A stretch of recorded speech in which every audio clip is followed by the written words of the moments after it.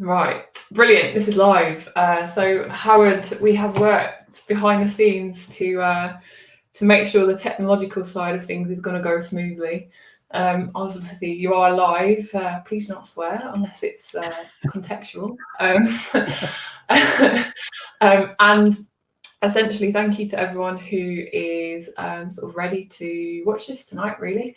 If you haven't heard of Howard, Howard will be able to tell you a little bit more about himself shortly. But essentially, I will be leaving the screen and allowing Howard to take over so that we don't have any next slide, please, moments as Tim and I usually do. So with that in mind, I'm going to remove myself. I hope you will really enjoy this because I've seen Howard present last year at Salford and it was excellent. So I think I'm just as excited as the rest of you to watch this. So over to you, Howard. Okay, thank you, Bianca. Hi, everyone, and thanks for logging on. So as Bianca said, my name's Howard Hurst. I'm a senior physiologist at the University of Central Lancashire. And over the past few years, a lot of my research has been centered around cycling concussion. In my PhD and everything was in cycling, but specifically looking at cycling concussion. So over the next 50, 60 minutes or so, I'm going to go through some of the risks to concussion in cycling. I'll talk through some of the studies that myself and colleagues have done, specifically within road, BMX, and mountain biking. So there's an estimated 1.6 to 3.8 million sports-related concussions globally per year, and around 300,000 of those are in the UK alone. So concussions becoming something of a hot topic over recent years, and the long-term and short-term implications of those injuries are an ever-growing concern. And over those last few years, there's been a significant increase in the number of research studies that have started to look at concussive injuries in sport. Excuse me. And there's also been a big increase in media interest and media coverage of these injuries. But by and large, the majority of these studies are focused on field-based sports such as American football, rugby, and as I'm sure quite a few of you have seen over the last couple of weeks, that football is starting to come to the fore, and there's been a lot of media interest in dementia cases and things like that, and rightly so. So the majority of the studies that have gone so far have tended to look at the prevalence of concussion injuries as a result of either direct contact with other competitors or with contact with the ground. However, cyclists are also at risk of incurring head injuries, and while crashing is the most obvious cause of that, disciplines such as BMX and mountain bike in particular are probably at risk purely just from riding over the rough terrain that they encounter, and in the case of BMX, the jumps that they need to negotiate. So these can lead to increased linear or translational and rotational head accelerations, which may have a negative impact on long-term brain health without crashing, okay, as I say, just from riding over the terrain. So before I get into the gritty of all those studies, the terms concussion and mild traumatic brain injury are often used interchangeably, and to be honest, we could probably spend the whole of this webinar debating which one of those terms we actually use. For clarity, concussion is just one type of mild traumatic brain injury.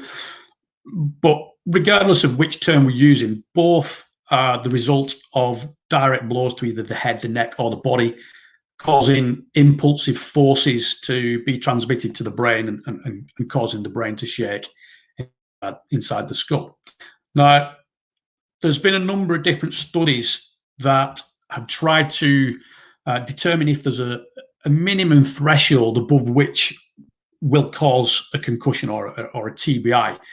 And we know there's quite a broad variation in those forces. So some individuals will sustain a concussive injury at relatively low impacts, other individuals can sustain relatively high impacts. And I'll give you an example of that later on. But a couple of studies, or there's quite a few studies now, that have kind of come up with this minimum threshold of somewhere between 60 and 80 Gs for linear accelerations, above which you've got a 50% chance or greater of sustaining some level of concussive injury.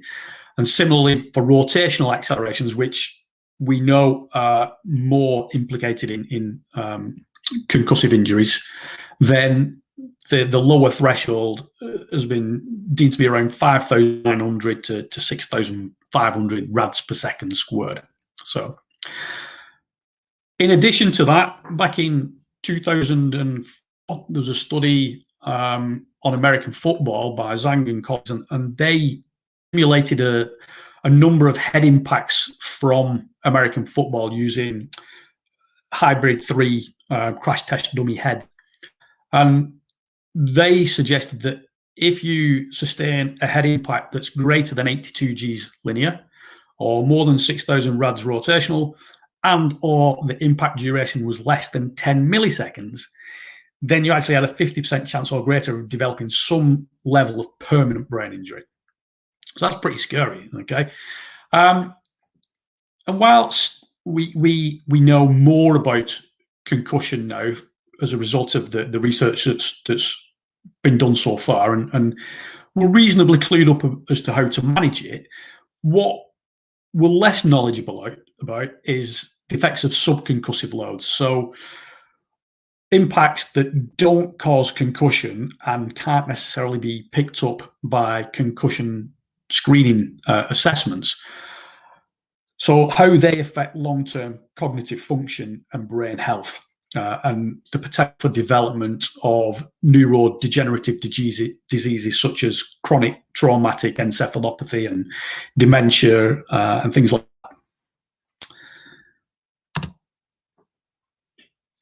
With respect to the prevalence of concussion, then, if we first of all look at concussion as a whole, then there was a study in America back in 2008, and they found that cycling actually has the highest rates of head injuries deemed by A&E admissions in the US.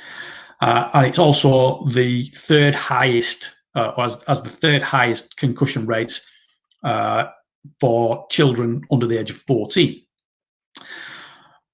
Now, it's important to note that these numbers only took into account admissions to A&E. It doesn't take into account the fact that a lot of concussions go undiagnosed and unreported. And we know from previous studies that head injury underreporting can be as high as 80%. And the reasons for that, I'll try to give some possible reasons for that in a while, but we still need to do more research on that. So these numbers on here could actually be a lot higher than what they actually are. In terms of cycling racing, then there's still not a lot of work being done on this, despite its popularity. There's only a handful of studies that have looked at the prevalence in racing itself.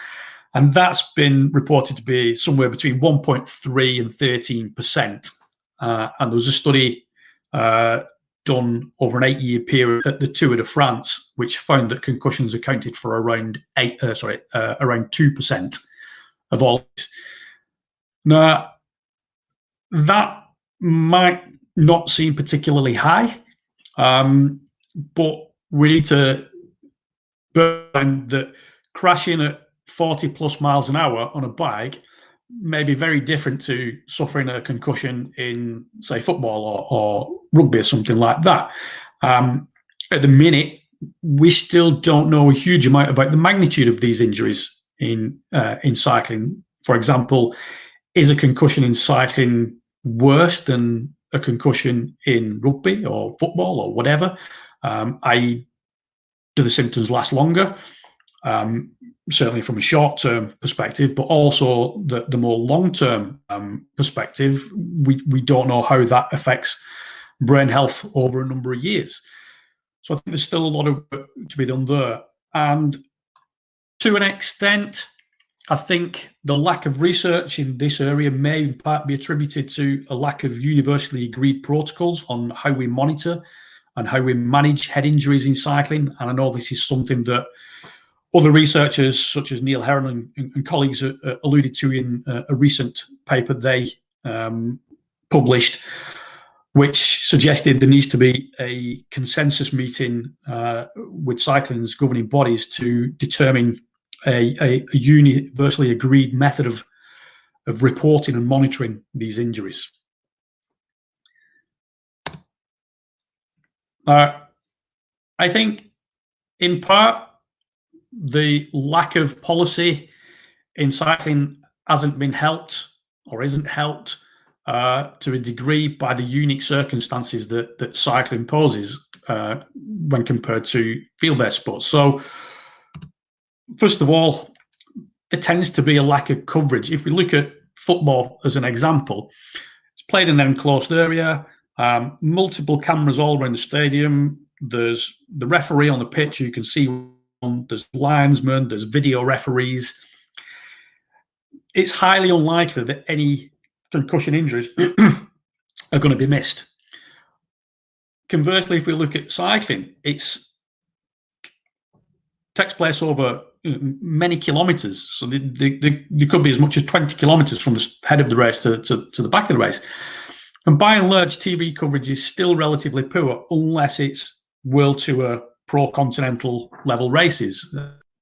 So, and even in those races, the cameras tend to focus either on the GC group or the breakaway group.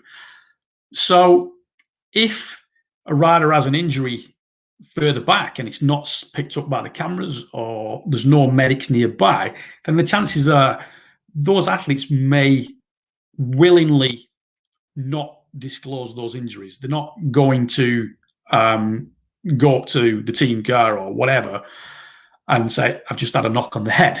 And I think part of that is due to the fact that, certainly in stage races anyway, in order to start the next day's race stage, they must finish that day. So I think riders will quite often knowingly hide head injuries and put performance above rider safety. Another challenge in cycling and concussion monitoring is the sport doesn't allow substitutions. In football and rugby, certainly in rugby, they have concussion substitutions. So if someone gets injured, player comes off, put another sub on while that injured player gets assessed. We don't have that luxury in cycling. And personally, I don't actually think we should. I think it could be more dangerous to do that.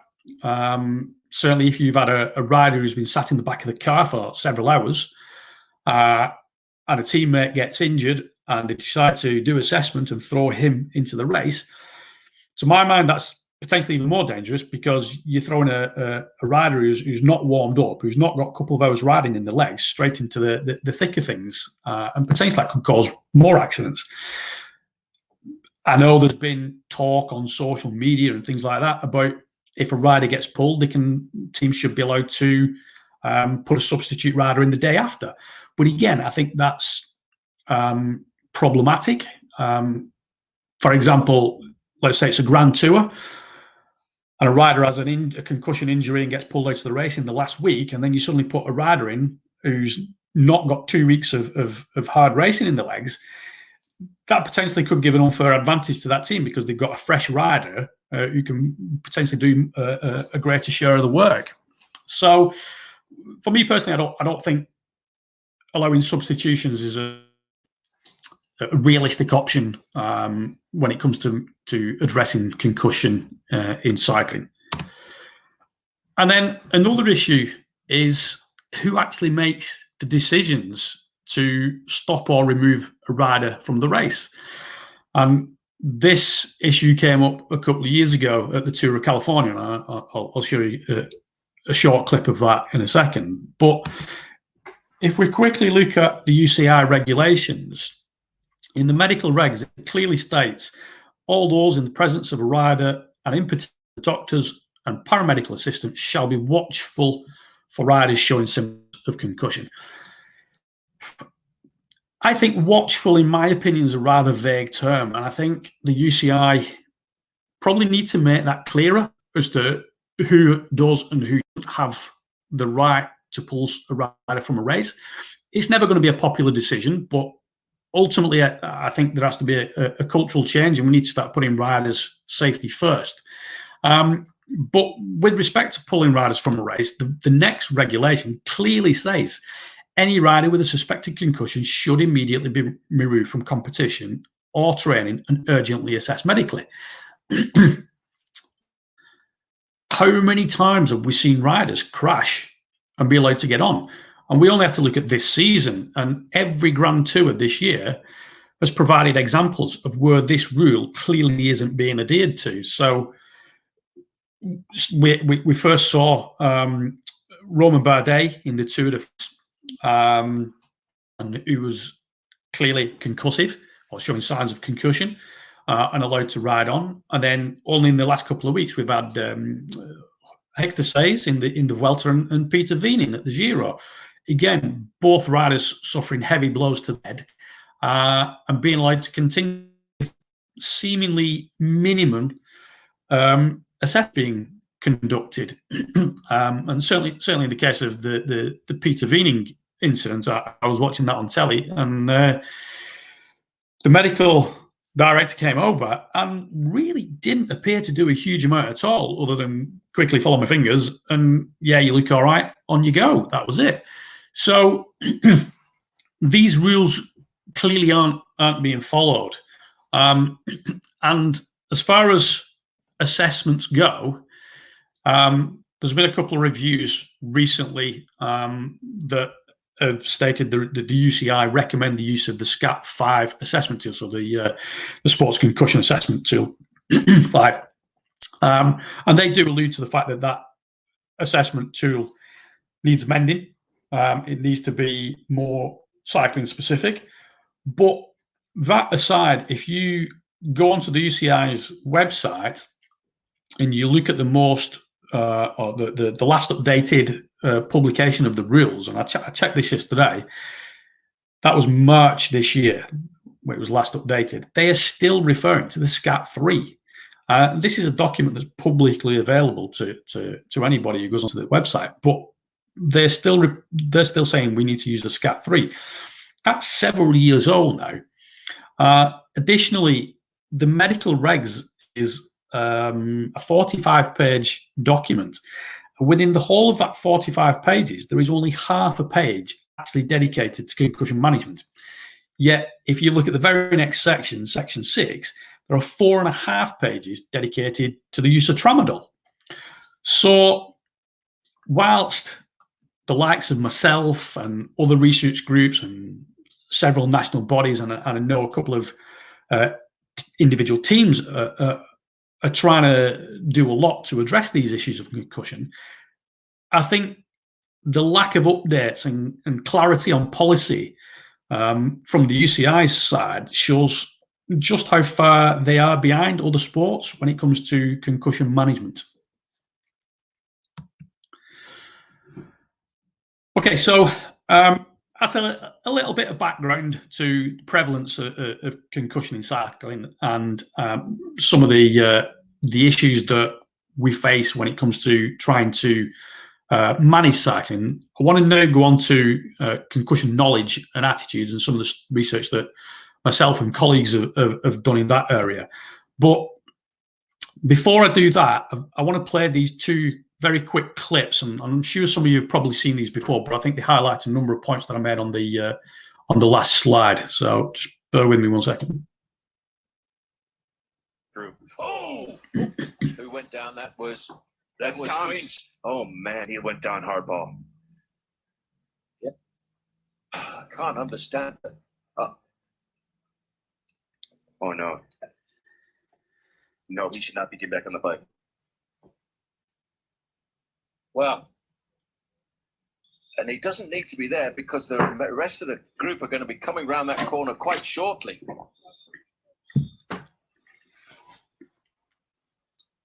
Well, that's the second group on the road. Now, that was a very nasty crash.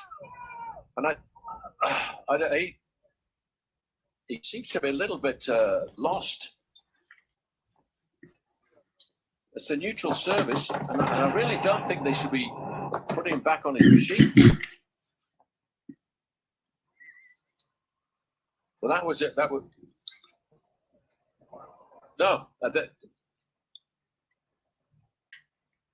This is a very strange thing to look at. Okay, I'm just going to stop that clip there. So, as I say, this was Tom Squeens at the 2017 Tour of California, and I know there's more recent examples of concussion injuries in cycling, but this was caught clearly on camera. A lot of the recent ones weren't fully caught on camera.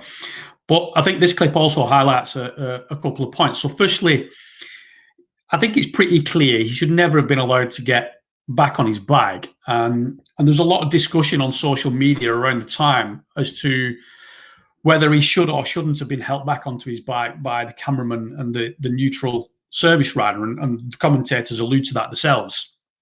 Excuse me. And I think this goes back to the regulations that I spoke about on the previous slide, and this idea of being watchful. Well, clearly the cameraman and the service guy could see that he wasn't in a good way and probably shouldn't have been allowed back on the bike.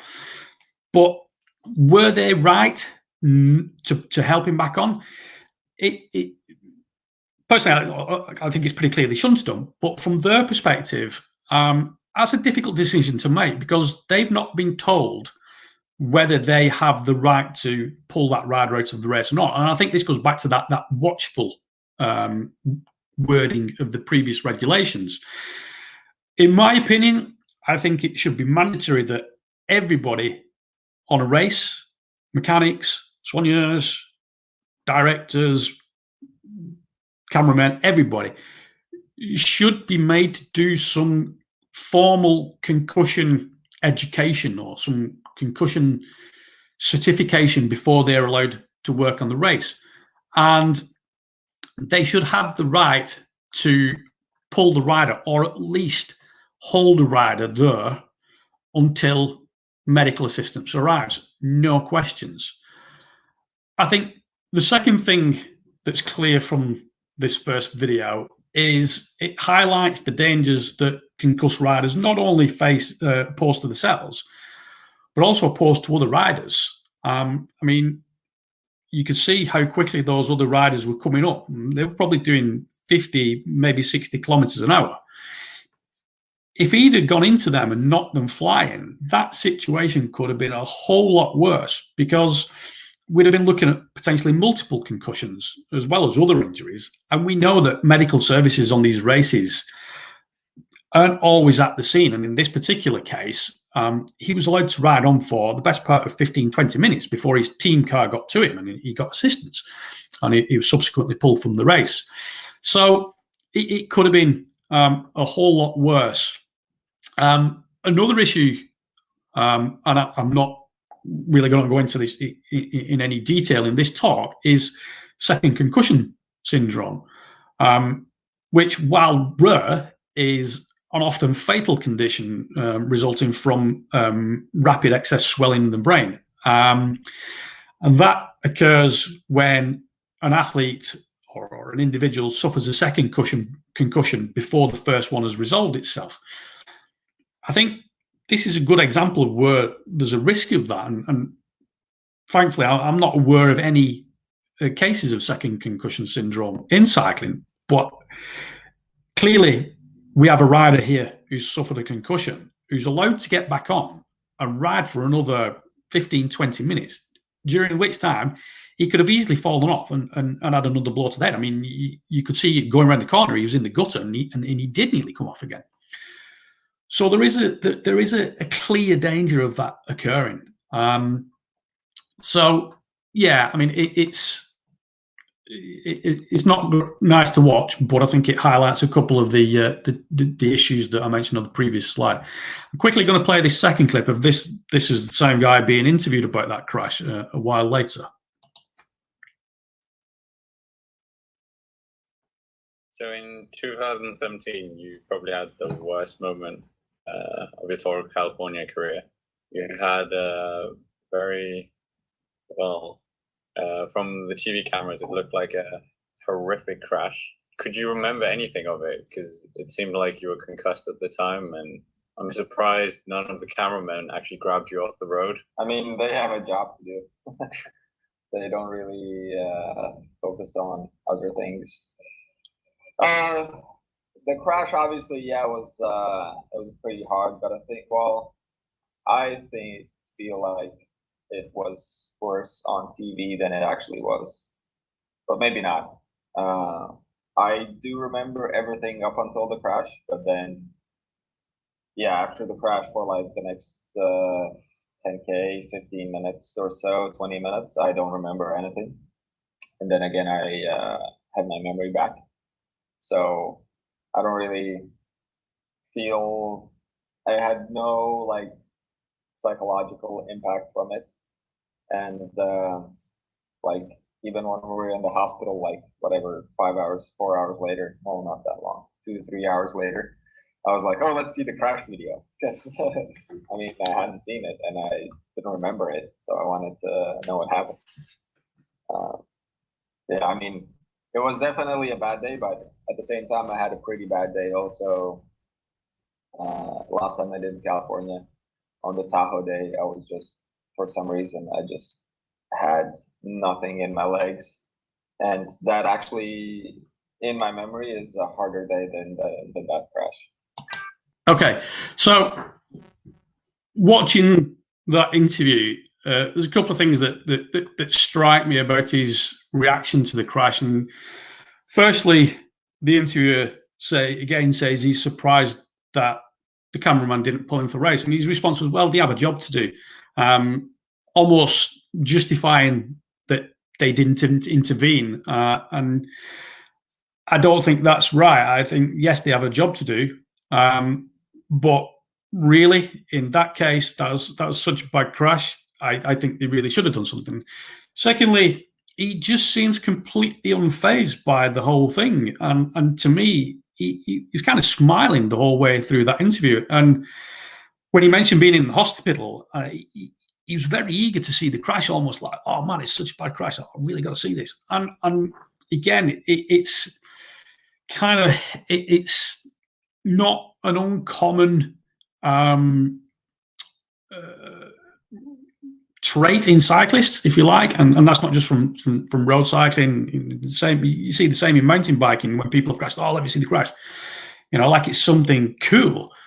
But as much as that, he stated at the end that he felt he had a harder day the year before on a particular stage where he had no energy, and he didn't know why. And to him, that was a bigger concern to him than actually smashing his head up.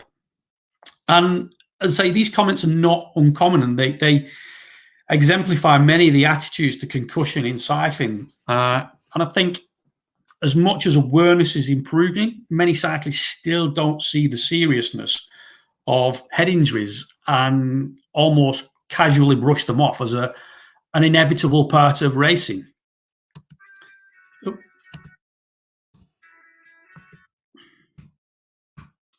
What's going on? Father, a stranger. Yeah, there we go. Okay, so following that, in 2018, myself and a colleague, Steve Atkins at Salford, wrote an article for The Conversation, discussing a lot of the issues that I've mentioned over the last couple of slides, and whether pro cycling has a concussion issue. And then more recently, myself and one of my PhD students wrote a follow-on article for The Concussion. And that was in response to the Romain Bardet crash at the Tour de France. Now, they were 2 years apart, and yet we're still talking about the same issues, and seemingly not a huge amount has been done. So the Bardet crash, had a concussion, and then he was cleared by the race doctor to ride almost 90 kilometres to the end of the stage, and then was subsequently withdrawn at the end of that stage with what the team called a small brain hemorrhage. Now, I think the terminology used is quite interesting in the fact that they refer to it as a small brain hemorrhage, and not to make light of the situation and the injury. It's almost Monty Python-esque, if you like. It's only a flesh wound, okay. And it kind of plays down the injury as a triviality in my mind. The fact that it was a small hemorrhage is neither here nor there, really. He suffered a brain hemorrhage as a result of riding his bike. And additionally, his team director was interviewed afterwards, and he praised Bardet for carrying on. And I think he was quoted as saying he showed the courage of a lion for riding on. And again, I think this undermines the seriousness of riding with a head injury. And this second article that myself and Jack wrote addresses some of those issues of the entrenched hard man culture that's prevalent in cycling. And these riders are quite often idolized and glorified, not only by the peers, but by the media as well, for riding on through adversity and injury. And I think if we want concussion management and riders to take it more seriously, we need to see a cultural sea change within cycling to help change that. Additionally, following that incident, the race doctor was interviewed, and this is what she had to say. We simply don't have time to stop and do a 5 or 10 minute examination. Now, I get the challenges of doing roadside assessments, but to me, that's a pretty inexcusable defense for doing not a lot. And in the same interview, the doctor was also said that teams and team managers wouldn't want riders to be stopped for several minutes at the side of the road while assessments take place. And it's just another example of the cavalier attitude towards brain injuries in cycling. And I know it may seem like I'm pointing the finger of blame at the UCI here a lot, and that's certainly not my intentions. But ultimately, we can't get away from the fact that they are the ones that write policy, and they're the ones who govern what goes on in our sport. And certainly publicly, they appear not to be doing a huge amount. And I know there's been discussions this year at the Tour following that race and of how this can be progressed. We'll have to wait and see where that leads. But let's not delude ourselves that we've been here before. This has happened numerous times in the past, and yet we're still discussing it. So as far as assessing those attitudes and knowledge to concussion, myself and colleagues published a paper last year, and that was a large international study that surveyed just less than 2,000 cyclists and cycling personnel. So that was coaches, the soigneurs, the mechanics, the medics, a whole host of individuals, not just the riders. And we used what's called a Rosenbaum Concussion Knowledge and Attitude Survey, which was a survey that was initially developed for team sports. And we adapted some of the questions because in the attitudes section, the questions were geared towards what would athletes do in a certain situation on the pitch. So we changed that a little bit and changed it so it was more relevant to cycling. And there's two elements to it. There was the Concussion Knowledge Index, which looked at the individual's understanding of concussive symptoms and things like that. There was a series of questions such as if you have a concussion, you're less intelligent than what you were before, or MRI scans always show signs of brain injuries, things like that. And then the second section was the concussion attitudes, where they were asked questions and to rate their response on a 1 to 5 scale, 1 being not bothered or not important, and 5 being very important. And those questions were along the lines of, do you think concussions knowledge is important, concussion education is important? Do you think reporting of concussion is important, etc.? And in terms of the scores, so for the knowledge index, they could score between 0 and 33, and then for the attitudes index between 7 and 20. And the scores that we found were pretty similar to what's been reported in other studies on other sports like football, American football, hockey, rugby, and with respect to certainly American football and basketball, the scores were a little better. So, in other words, the people that we surveyed generally had pretty good understanding of the symptoms of concussion and reported safe and desirable attitudes. However, there was a disparity between attitudes and actions. And of the people we surveyed, around 16% of them admitted that whilst they knew concussion was dangerous, they had continued to ride knowing they had a suspected concussion or was suffering from concussive symptoms. More concerning than that is almost 19% of them stated that they would actively lie to cover up an injury if it meant they could either stay in the race or it prevented them from losing time training. So there's a bit of a discord there between what they was telling us and what they would actually do. And a study that myself and my PhD student got published a couple of weeks ago looked at a similar thing, looked at attitudes again, but this time it was specifically focused on UK-based competitive cyclists.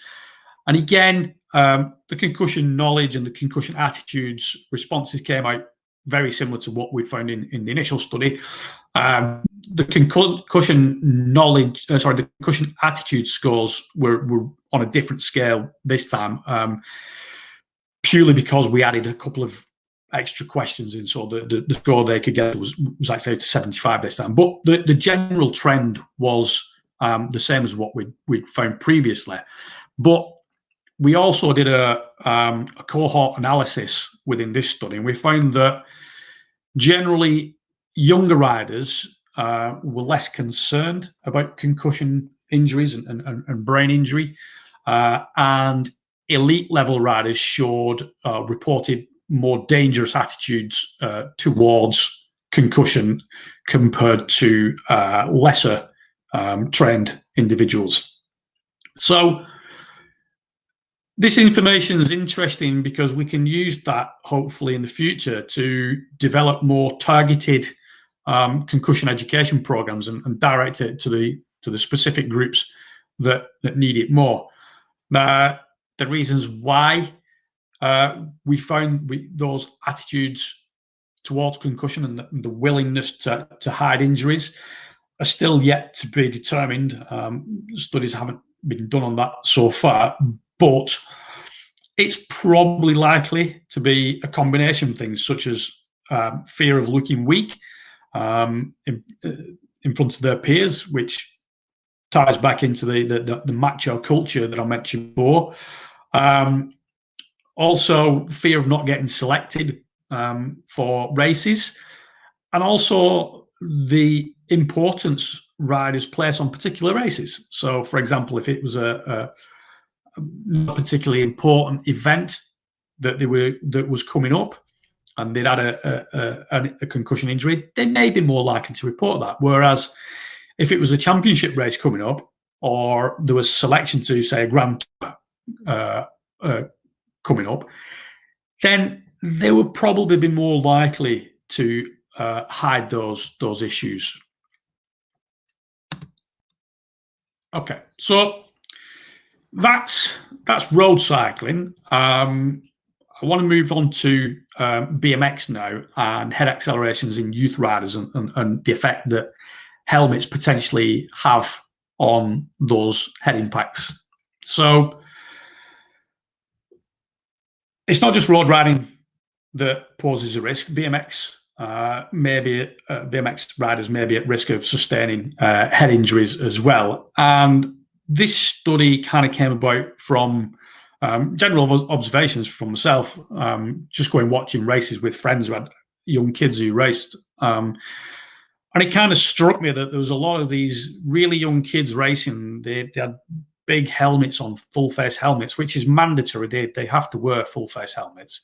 But they were like the Churchill nodding dog that you see in the back of cars. The heads were all over the place because they just didn't have the neck strength or the shoulder strength, muscle strength to support the head with that weight of helmet on it. And that kind of got me thinking that how much damage is this potentially doing to kids? So we put a study together to look at the effects of these helmets on head accelerations in youth BMXers. And also, could wearing a neck brace help to reduce those impacts? So we got 23 youth riders, and we split them up into 3 groups. So 6 to 9s, 10 to 13s, 14s to 18s. And we split them into those groups because that kind of roughly covered pre, mid, and late pubertal periods of development. And they were required to do 6 laps of the indoor BMX track at the National Cycle Centre in Manchester. And that was 3 without a neck brace and 3 with a neck brace. We also measured helmet mass so that we could determine relative helmet mass to body mass.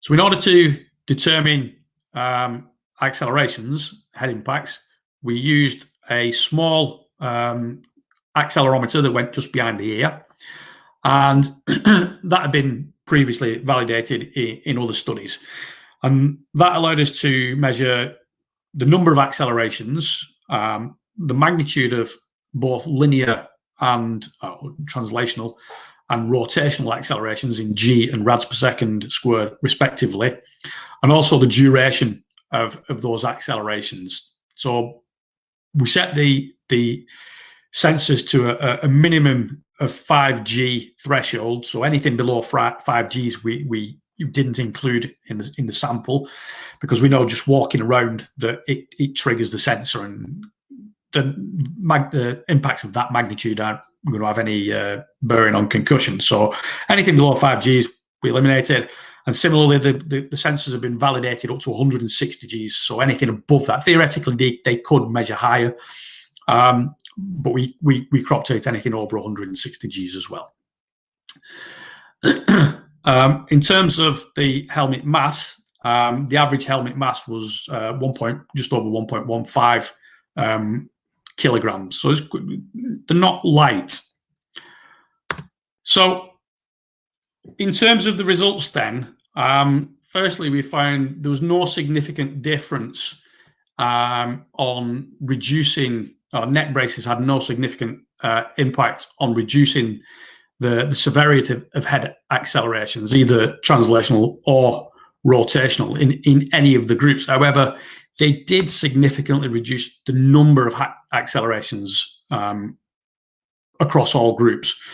So that was much lower when they were wearing a neck brace. Additionally, we looked at how that helmet weight related to the body mass, and we can see that for the youngest group, the relative helmet mass to body mass was just over 40 grams per kilogram. But if we look at the oldest 14 to 18-year-old groups, that's nearly half. So the youngest group had a helmet to body mass weight nearly double that of the eldest group. And similarly, the 10 to 13-year-olds was not to a level of significance, but still considerably lower than the 6 to 9-year-olds. So the combined weight of the helmet and potentially the lack of developed neck muscles resulted in significantly more greater load being placed on the younger riders' groups, so the younger riders' necks. In terms of translational accelerations, we did find, well, there was no significant difference to start with, but we did find it was slightly higher in the elder group. And this was probably because they were going faster and they were actively trying to get airborne to clear the jumps. So when it came to landing, they were experiencing slightly higher loads. Excuse me. But when we compare this to other sports, these values that we found were not too dissimilar to the head accelerations, mean head accelerations that we find in football and rugby. And that's in adults. This is in kids. So this raised concerns as to just how much stress this was putting on the neck and potentially how that might affect long-term brain health. And whilst it might seem slightly speculative, we know from previous studies on American football that when children are exposed to tackling and higher accelerations before the age of 12, that increases the risk of developing neurodegenerative diseases like CTE by around 13 years sooner. And we know from athletes like Dave Myra, the BMX Dave Myra, who sadly committed suicide a few years ago, he was diagnosed with CTE, okay, and his suicide was directly attributed to that. So we're putting a huge amount of stress on these young kids' necks, and potentially that's having an effect on long-term brain health. So in terms of recommendations, I believe that all youth athletes in BMX, and this probably extends to mountain biking as well, should wear a neck brace, because whilst it didn't necessarily reduce the severity of the impacts, it clearly did reduce the number of impacts those athletes sustained. And subsequently, that might have an effect on reducing the negative impacts on long-term brain health. Secondly, I think a review of whether full-face helmets being mandatory is warranted. Should they really need to be made to wear these helmets, particularly at the pre-pubertal age? Personally, I don't think they should. The reason why I say that is from this study, well, if we take the average mass of the youngest group, the 6 to 9 group, that was 28 kilos. And the average helmet mass was 1.15 kilos, as I said. So if we calculate that as a percentage of body mass, that's around 4%. The helmet was around 4% of the body mass. If we do a rough scaling up to say a 70 kilo adult, then 4% of 70 kilos is 2.8 kilograms. And I don't know any adult rider who would willingly accept being made to ride around with a helmet that weighs 2.8 kilos. It just wouldn't happen. Yet we seem perfectly fine to accept that for our children. I just find that slightly ludicrous. So I do think these governing bodies, and both at national and world level, need to possibly have a discussion about that, because these young kids, they're not in that, and the majority of them aren't doing big jumps.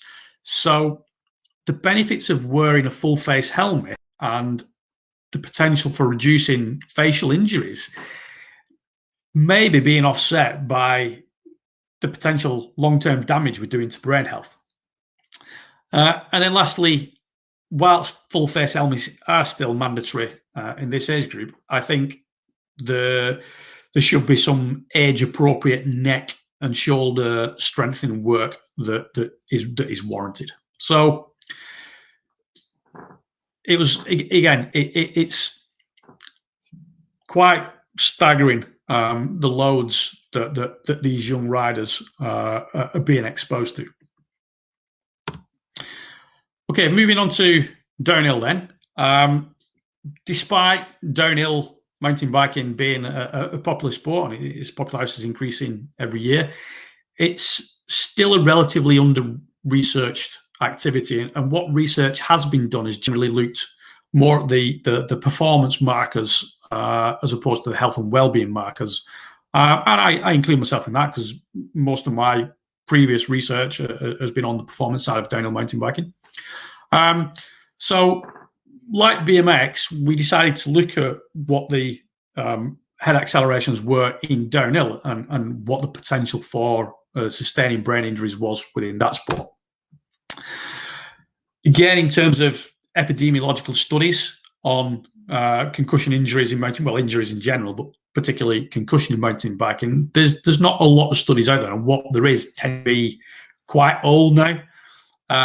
So there's a study way back in 1995 that looked at both cross-country and downhill races in North America, and they found that concussion accounted for around 13% of all reported injuries, whilst a little more recently, Becker and co. looked at specifically downhill mountain biking across the European downhill season in 2011. And again, they reported that concussion was around 5% of all all reported injuries.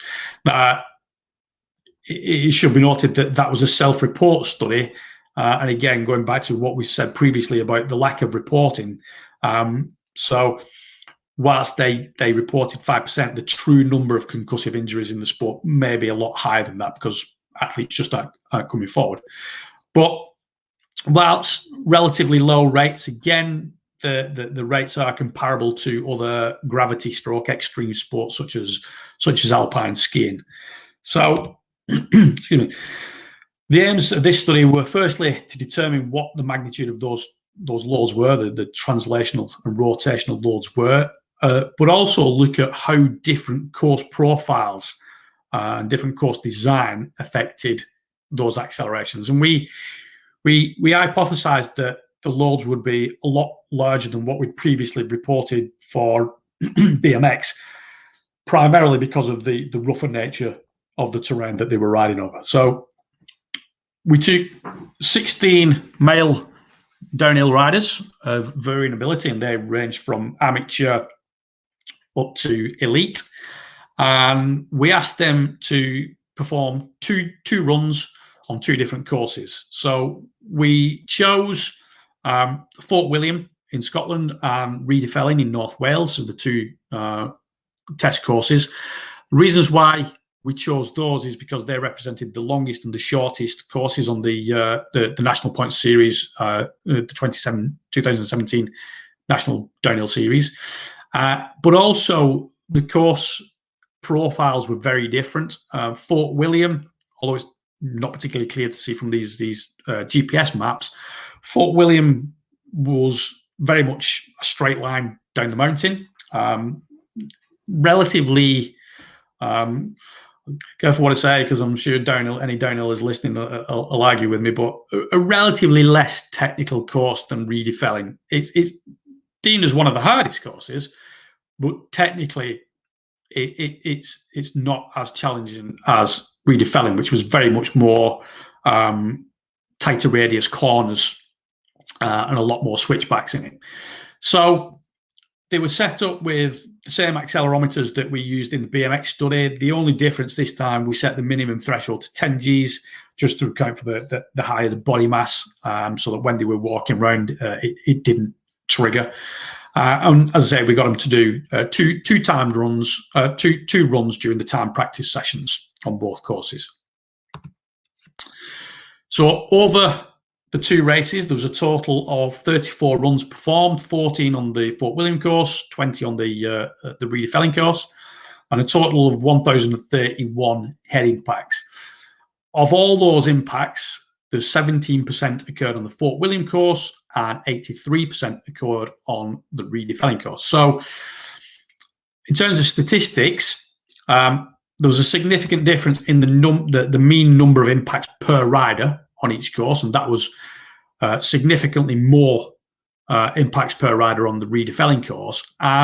This is probably, again, to do with the more technical nature of that course. So because there was a lot more tighter corners and a lot more corners, riders were expected to accelerate and decelerate into and out of those corners a lot more. And as a result of that, that was causing a greater number of impacts. Similarly, for peak rotational accelerations, that was significantly higher on the Reedy-Felling course. And again, that's probably because of the number of tighter corners. Riders were actively turning their heads more to see further around the corner and further down the course compared to the Fort William track, which the corners were quite relatively open in comparison to the Welsh course. If we look at the values for peak rotational force accelerations, and we compare them back to the minimum thresholds that are presented right at the beginning of the talk, we can see that on both courses, those rotational accelerators were way in excess of this 5,900 rads per second minimum threshold to potentially cause a concussion. And certainly in the case of the Reedy-Felling course, we can see that in some cases, athletes were being exposed to rotational loads of almost 12 to 13,000 rads per second, nearly 3 times that minimum threshold. In terms of duration or impact duration, again, there was a significant difference between the courses, but this time it was significantly shorter on the Fort William course, and this may have been due to the fact that it was a faster course. A lot of the drops and jumps on that course were a lot bigger, so riders were hitting them at a higher speed, and then resulting in a very forceful, very rapid head acceleration upon landing.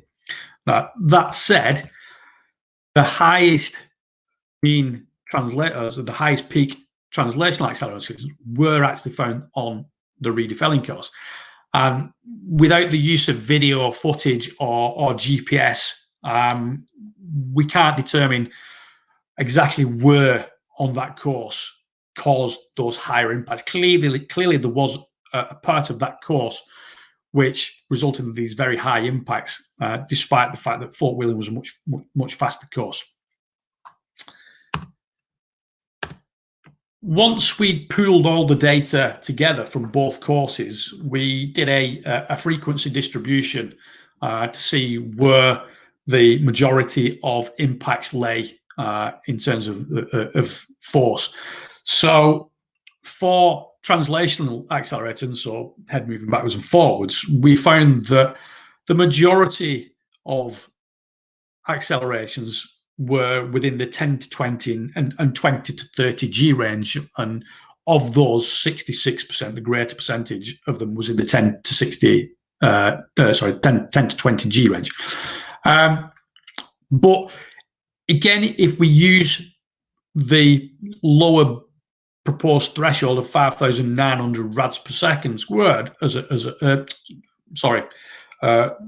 60 Gs for translational loads and the chance of sustaining a brain injury, then there was actually around 5% of all impacts exceeded that 60 G minimum threshold. And if we use the thresholds proposed by Zhang of 82 Gs for developing some form of permanent brain injury, then there was still around 2% of all athletes sustained translational accelerations above that.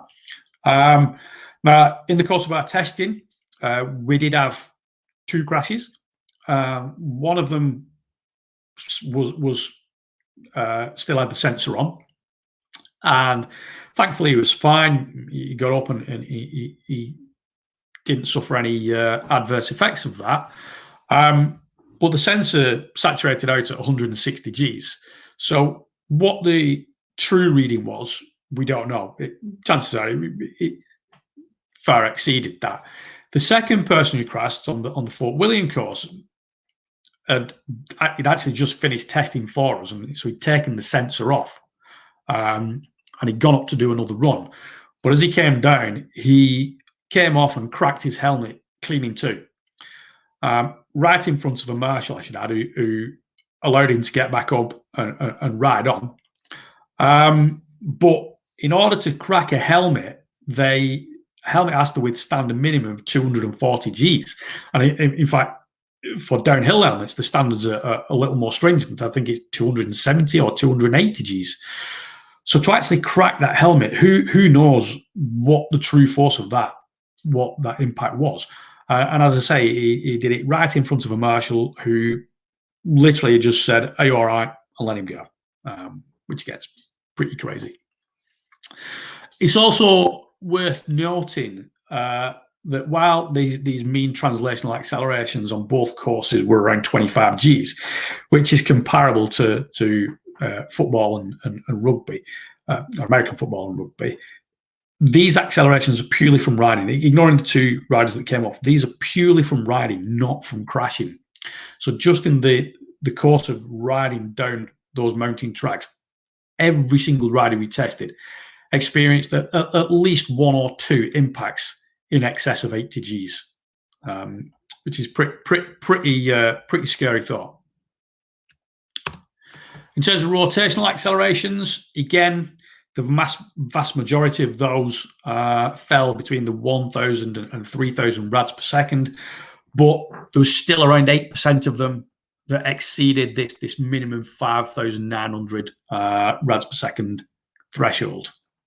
And then for impact duration, this time nearly 80% of all impacts recorded were below that, above that threshold of quicker than 10 milliseconds. So, there's a significant chance that they were going to experience some sort of concussive injury. And again, it's important to remember that this data was collected only on 4 runs.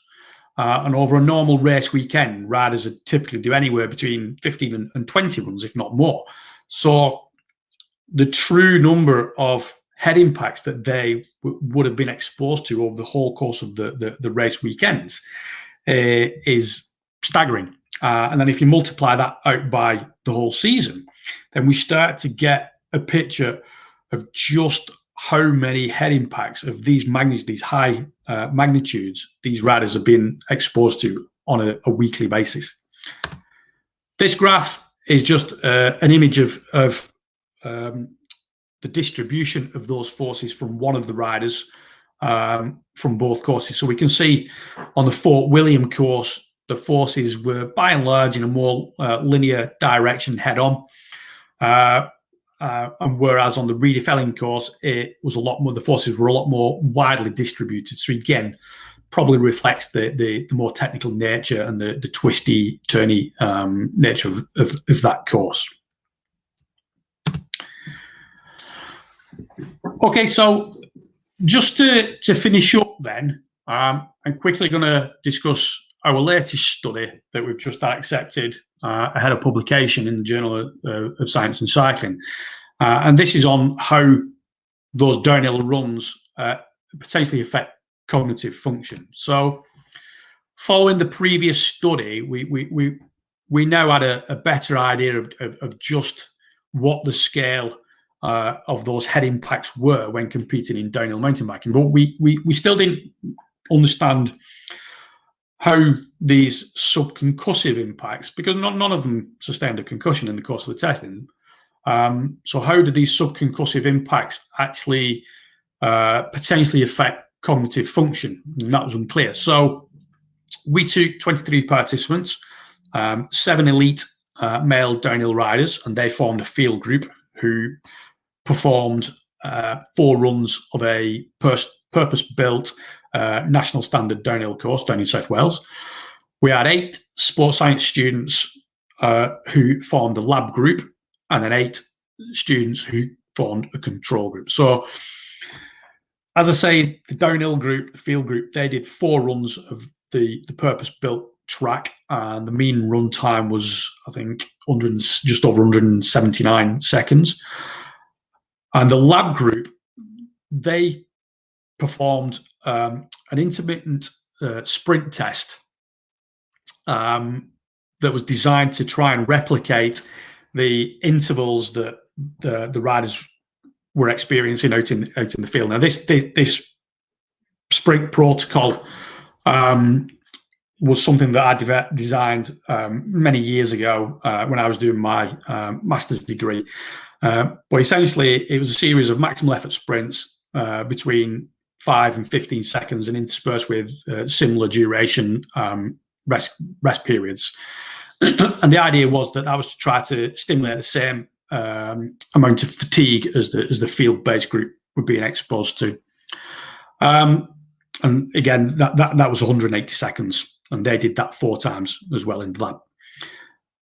In terms of assessments, we used 2 methods. We used the Stroop colour word test, which I'm sure some of you have probably come across it before. So there was an easier off state and a harder on state. Now, this was administered via an app on a tablet PC called Encephalab. And in the first state, the off state, they were simply presented with a series of hashtags in different colours, either blue, green, or red. And they simply had to identify the correct colour as quickly as they could. And they were given a series of 5 series of 10 stimuli. And they had to get all 10 stimuli in 5 trials correct without an error. In the on state, they were presented with discordant words in a discordant colour. So in this example here, we can see the word green, but it was in blue text. And this time they had to identify the colour of the text, not the word.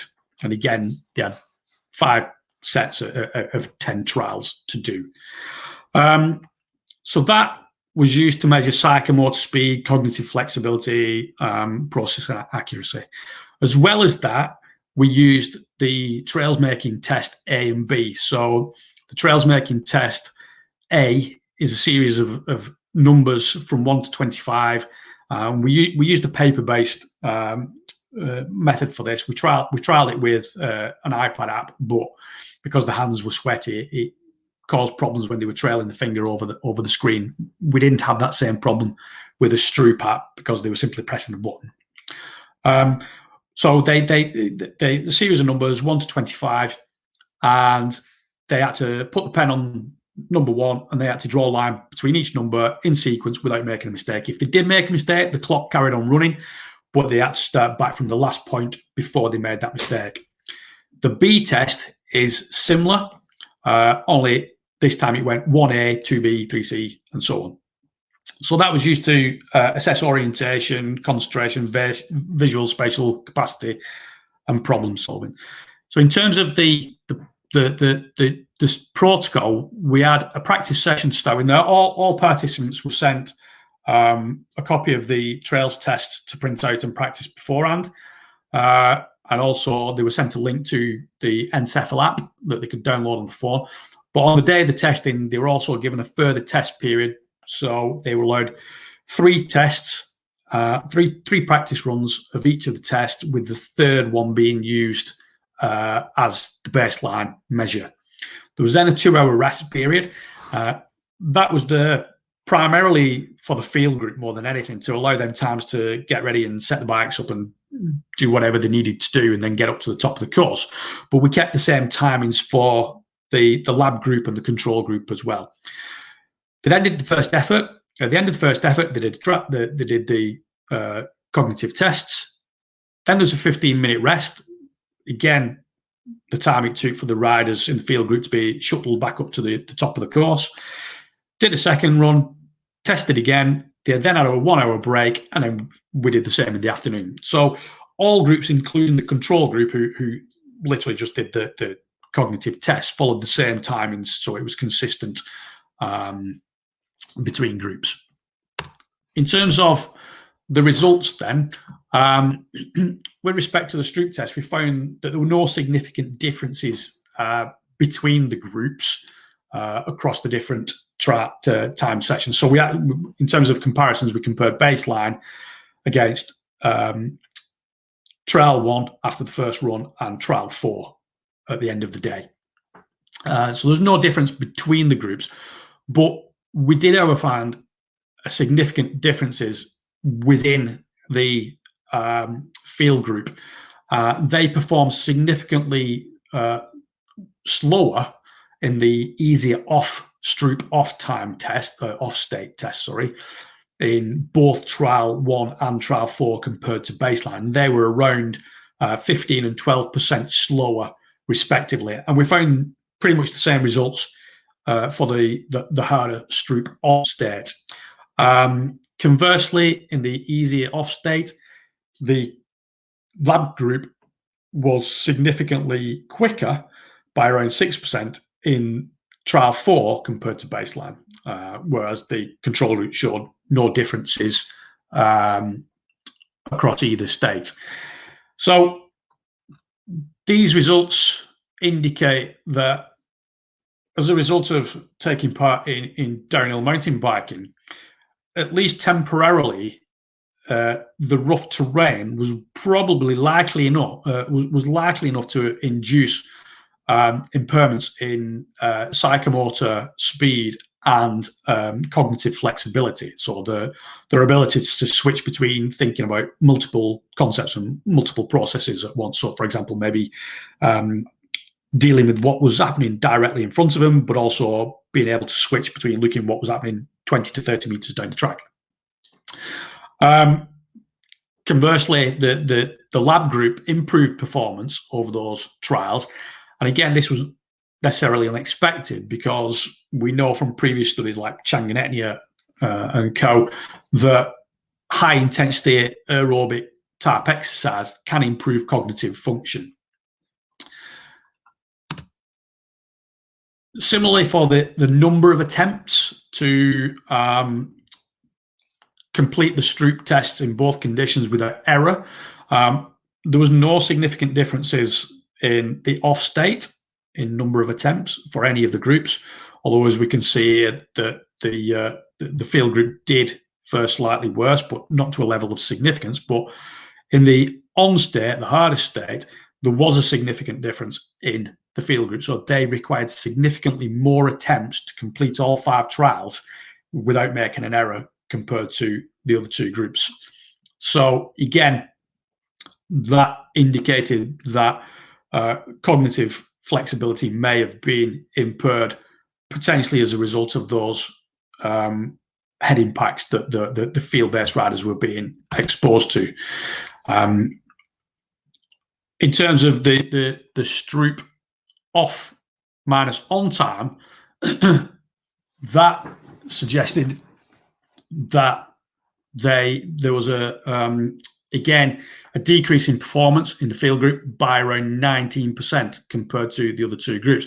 Now, I can't really explain this here. Looking at it and looking at the set of graphs, you would say that there's a clear significant difference between these trials in the lab group. I've ran the stats many times, and it still comes out as not significantly different. So why that is, I don't know. Unfortunately, I don't have an answer for that.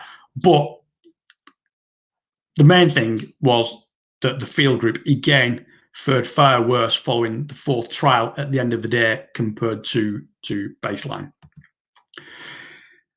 For the trails making tests, this time we actually saw an improvement. So again, there was no significant differences between groups, with the exception of trails making test A, the easier test. There was a difference in baseline values for the field group and the lab group, with the field group being slightly quicker. But beyond that, there was no other significant differences. But there was a significant difference within groups. And for the A test, the field group performed around 19% quicker following the 4th trial than they actually did in the baseline test. That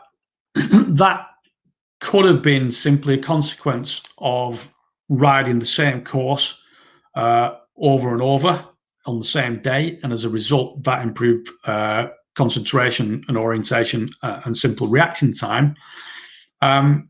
Whereas if we look at the trail making test B, the field group didn't change. There was no difference there, whereas both the control and the lab group significantly improved performance in those tests. So again, this shows that the field group were impaired in terms of more complex tasks and mental flexibility compared to the lab group and the field group. So ultimately, we concluded that, all temporarily, performing in downhill mountain biking, even over the course of just one day, was able to significantly impair a number of measures of cognitive function. And again, that's only over 4 runs. We did 4 runs, the same as we did in the previous studies. And as I said, with the previous study, over a proper race weekend, they'd probably do 3 to 4 times that number of runs. So how much a race weekend affects cognitive function is yet to be determined, and how much a whole season affects cognitive function is to be determined. So there's still work to be done on that. Additionally, other studies have shown that participation in downhill mountain biking may confer cardiorespiratory benefits. However, the results of these preliminary results of this study suggest that actually downhill mountain biking might be contraindicated to mental health.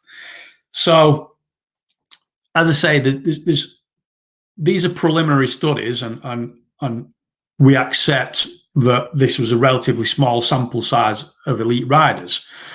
And more work needs to be done on that, and future work should try to expand this to larger cohorts, but also look at different ability levels. But nevertheless, I think the results are very interesting and show that, as I say, it doesn't take a lot to impair cognitive function. And, essentially, the brain doesn't really care how you shake it. It just doesn't like being shook. So I'm sure you've heard enough from me now. I've gone on for a lot longer than I was expected, but thanks for listening. And if anybody's got any questions, fire away. Brilliant. Thanks, Howard. As Howard says, if anyone's got any questions, if you type them in the comments box, then we can see them to ask Howard. Howard, really interestingly, just while we wait and see if anyone's got any questions. I was wondering if you were... down, Bianca, so I can... Say that again? Do you want me to close this presentation down so I can see it? No, I can read them out to you, it's no problem. Okay.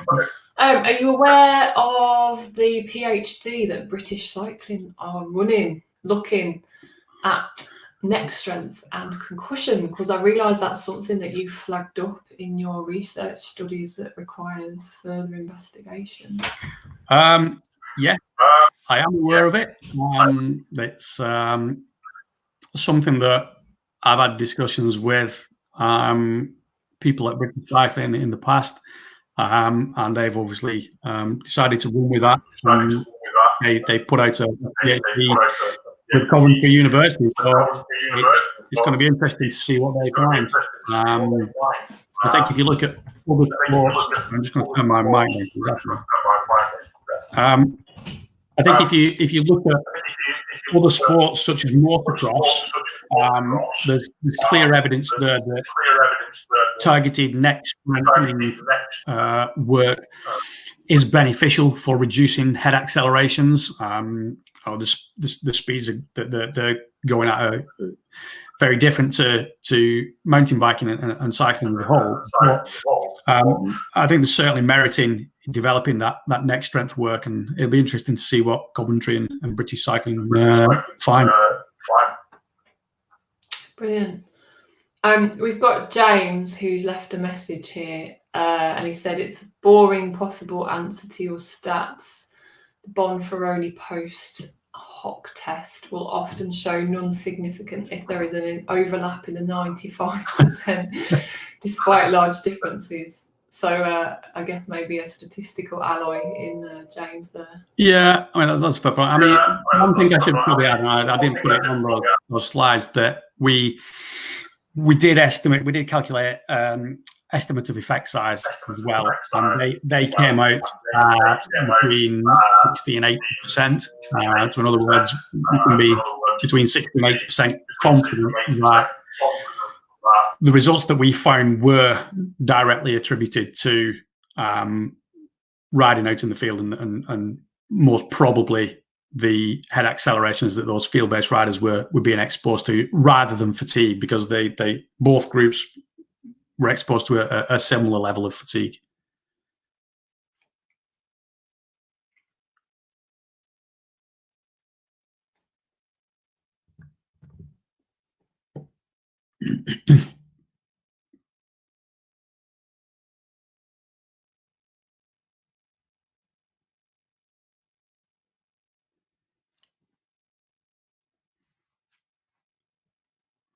I'd help if I turned my mic back on, wouldn't it? I think that was a pretty. I thought you'd all good. No, I think that was such a comprehensive summary of it. You can't really argue with the data that you've got there, really. I've got a question from Leda Cox, who says, how can we change the UCI management strategies for concussion? The $1 million question. It's a tricky one to answer. There needs to be a consensus meeting. I think it's interesting to note that if we look back at the last consensus for concussion in sport meeting back in 2017, I should know, I was there.